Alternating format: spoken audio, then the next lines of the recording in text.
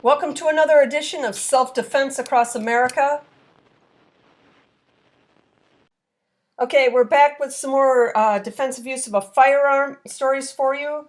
We're going to start in Chicago, Illinois, where we have a 31-year-old male victim who was injured. And we have two suspects. One was a 44-year-old male who was killed, and the other is a 37-year-old male that was injured. And this looks like it's got a drive-by involved in it. One person was killed and two others were wounded in an exchange of gunfire in Humboldt Park on Saturday morning. A 31-year-old man was outside in the 1600 block of North Hamlin Avenue at approximately 1:17 a.m. when two men approached him in a vehicle. The men in the vehicle began shooting. The 31-year-old man, who is a licensed concealed carry holder, returned fire, hitting both the men inside the vehicle. He was shot in the torso and transported to Stroger Hospital in fair condition. A 44-year-old man who was inside the vehicle was shot in the chest and pronounced dead at the scene. The second occupant, a 37-year-old man, was shot in the shoulder and transported to Mount Sinai Hospital in fair condition, and a weapon was recovered at the scene. So this guy's out at 1:17 in the morning. It doesn't say what he was doing, and some people pull up and start firing on him. So either it was some random thing that they just decided to start shooting, or they knew the guy and they were coming after him. And I don't know what people are doing out at 1:17 in the morning, especially in Chicago. You have to know that that's not really the safest time of the day to be out, but he probably knew the guys or they knew him, and that's how that ended. Okay, let's go to Houston, Texas, where we have an adult victim who was unharmed, and our suspect is a 35-year-old male, and he was killed in this incident. The Harris County Sheriff's Office is investigating after a homeowner shot and killed a suspect on Wednesday evening. Details are limited, but officials said the shooting occurred in the 18,200 block of Westfield Place. Harris County Sheriff Ed Gonzalez said an unknown male entered an apartment unit when the homeowner shot the male suspect. The suspect was taken to the hospital where he later died. No other details have been released. So this is another Houston one. We get a lot of Houston with these home invasions. And I wish they put out statistics on comparing cities for the home invasions, because if I had to guess just from doing these self-defense videos, if I had to guess, Houston would be up there with one of the cities that has the most home invasions and incidents of that nature, because they always seem to pop on these kind of videos. Okay, we're going to go to Gardendale, Alabama, to Jeff Dennis Jewelry, where we have our adult male victim, Jeff Dennis, probably the owner of the jewelry shop, since it's called Jeff Dennis Jewelry. He was unharmed, and our suspect's a female in this one. This one's a robbery. 32-year-old Heather Denise Wright. Let's see what Heather Denise was up to. All right, after an attempted robbery of Jeff Dennis Jewelry, Gardendale police now have the suspect in custody and are looking into her charges. Owner Jeff Dennis said that the event lasted less than 30 seconds, but once he realized what was happening, his fight or flight kicked in, and he did everything he could to protect his store, his employees, and himself. I didn't come to work yesterday expecting to take deadly force on somebody, he said. However, as the suspect came in, Dennis said she started to spray bear spray at his employees, and he said he had to take matters into his own hands. The threat was recognized immediately and neutralized before any damage could be done. After the suspect was shot, Dennis said the woman ran out of the store. However, officers were able to locate her in Binghamton later Wednesday night. I'm thankful that this woman will have the chance to turn her life around, hopefully, and I'm thankful we all went home safely, said Dennis. Dennis said he likes to be prepared, and yesterday, all those years of preparation and good security system paid off. If anything, I think a message was sent last night that we don't play, and I hope that I'm never forced to do this again. And Dennis thanks the community for their continued support. After they get the store cleaned up, the store plans to reopen at 10 a.m. So this was a woman that came in to rob this place, and she thought of bringing bear spray with her to, like, I guess, neutralize the people working there so she could take whatever she wanted. And it didn't work out so well for her. But we don't get all that many.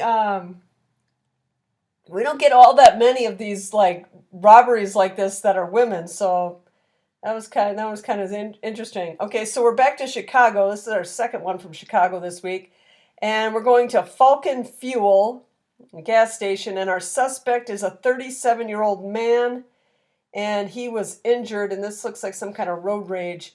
An alleged road rage shooting was caught on camera at a Southside gas station on Wednesday morning. Images of the brazen daytime road rage attack are chilling, especially for neighborhood residents who heard gunfire erupt in the Auburn Gresham neighborhood.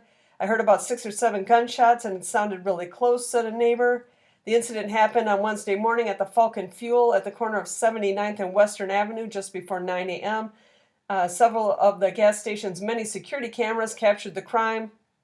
Video was shared by the business. Authorities on the scene said what began as some type of argument between an unidentified motorist and a car porter for a nearby auto detail shop ended with gunfire. Footage shows the 2 male drivers pulling into the gas station after some sort of altercation while driving. The security video captured the 37-year-old auto detail shop worker getting out of the car he was driving with a red tire iron in hand. Shortly after, the motorist in the silver car pulls up next to him, but it was when the worker appears to swing at the motorist with the metal rod that the man opens fire on him. The wounded man can be seen running away. Witnesses said several drivers passed him by before someone stopped to help him by taking him to the hospital where he is in stable condition. You can't be safe anywhere you go because there's always trouble everywhere, said the neighborhood resident. Moments later, the shooter flees in his car. No one else was hurt during the incident. Investigators are hoping security footage will help them identify the shooter. So, this road rage stuff, the guy gets out with a tire iron and swings it at the other guy in the car. You can't blame the guy in the car for shooting him. I mean, he pulled in there after the guy in the road rage, which is stupid. If you get in a road rage thing with somebody, you don't follow them to wherever they're going and then pull up next to them and just wait and see if something's going to happen. I mean, it sounds like everyone ended up fine in all this, but that stuff's just stupid. And that just shows like kind of where our society is heading these days, where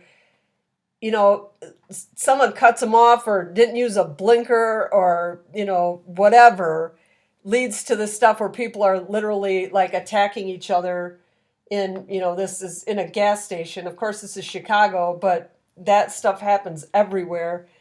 And it's just, it's all preventable. It's all preventable. Okay, so let's go to Miami, Florida, where we have an adult male victim who was unharmed. We got 2 suspects, both adult males, and they both were unharmed. And let's see, Miami-Dade police are investigating after they say shots were fired Wednesday morning during an attempted theft in West Miami-Dade. The incident was reported at an apartment complex. According to Detective Andre Martin, the victim heard the sound of power tools in the parking lot of his apartment complex around 4:50 a.m. The victim then went outside and spotted 2 people wearing concealing clothing underneath his vehicle, trying to remove the catalytic converter. Martin said the victim, who was armed with a gun, confronted the 2 thieves before they exchanged gunfire. The thieves then fled the scene in an unknown vehicle. Martin confirmed that the victim was not injured in the shootout, but it's unclear whether any of the thieves were hit. Martin said detectives are canvassing the area to determine how many victims were affected. He said a few cars were hit by the thieves, but it's unclear exactly how many catalytic converters were taken. Although the victim who fired at the thieves is okay, police warn the public not to take matters into their own hands. If you witness a crime, we encourage you not to engage with the subjects. So the catalytic converter thing, has been a major problem for a long time. And normally, I don't know if they do this normally with what they normally use to do this with, to take them off, but I know they get them off quickly. And the guy probably heard the power tool that they were using, because it sounded like they took from more than one vehicle. So it wasn't like they were out there for just like a minute or two. They were down there stealing from a bunch of vehicles.